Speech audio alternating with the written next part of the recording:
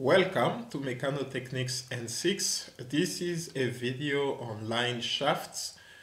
Very important thing to understand because when you write your final exam, you will almost always get a question on this particular module. So it's really important for you to pay close attention to what I am going to be talking about. And I will try and make it as easy to understand as possible. So please bear with me.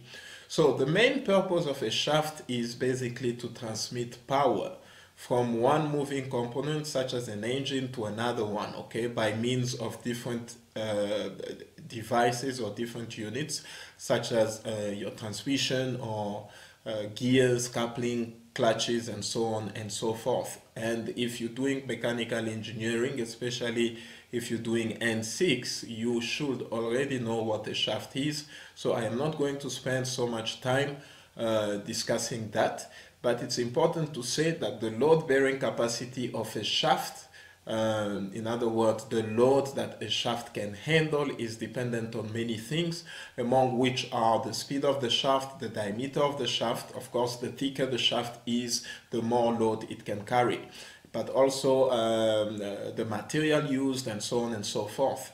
And so some important equations that I am going to remind you of are the one for power. For instance, this is just the general equation for power. Power is equal to 2 pi multiplied by n, which is the natural frequency or the frequency of rotation, and then multiplied by the torque, and that divided by 60. Now we divide by 60 because n is in rotations per minute.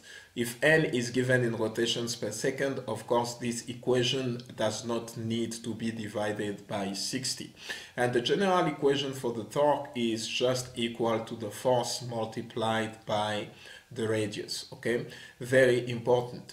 So when we're dealing with line shafts, what we are really concerned with is the type of loads that you can have on a shaft. And for that, I am going to come on this side and show you a few things. So as far as Mechano N6 is concerned, your shaft will carry different components, okay? There will be different components that the shaft will carry, and because of the components that the shaft is carrying, that will create certain loads on the shaft, okay? So the first component that you will find in your questions is that the shaft could be carrying a flywheel, okay?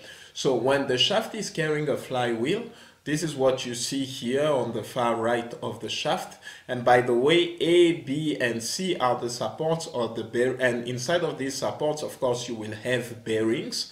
Okay, so you will find that in your questions on line shafts, they may ask you to find the bearing reactions. And those are just the reactions that you have at these supports, okay?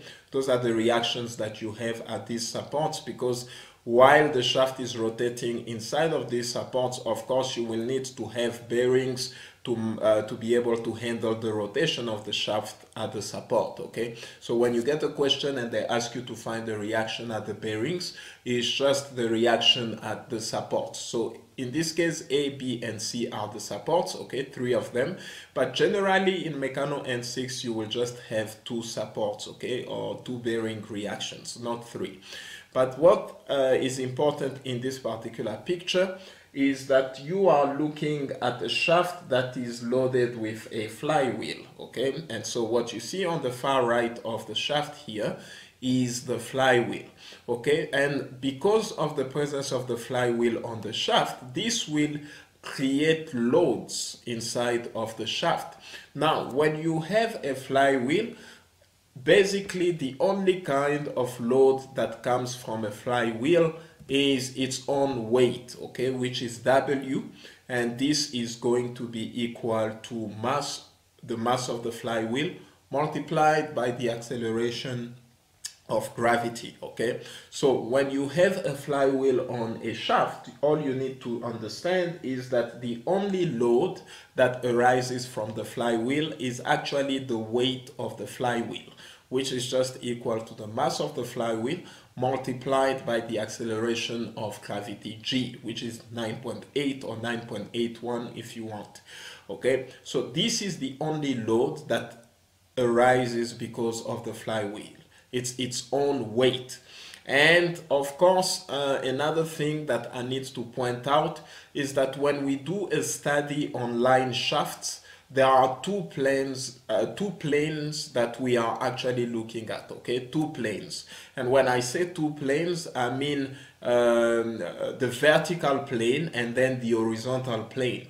Okay, so those are the two planes of interest, but more on that later. But suffice for me to say at this stage that the weight of the flywheel here is in the vertical plane. Okay, so this weight is a force that is going to be in the vertical plane. So for instance, if we need to find the support reactions at the bearings, okay, when we look at a force balance to find the support reactions at the bearing, we will look this load of the flywheel, or this weight of the flywheel, will be a force that we will consider when we're looking at the reactions in the vertical plane. Okay, of course in the horizontal plane, okay, the flywheel does not have a force. Okay, so the horizontal plane will be the plane that's pretty much, you will see if you looked at this shaft from the top looking down. Okay, so that will be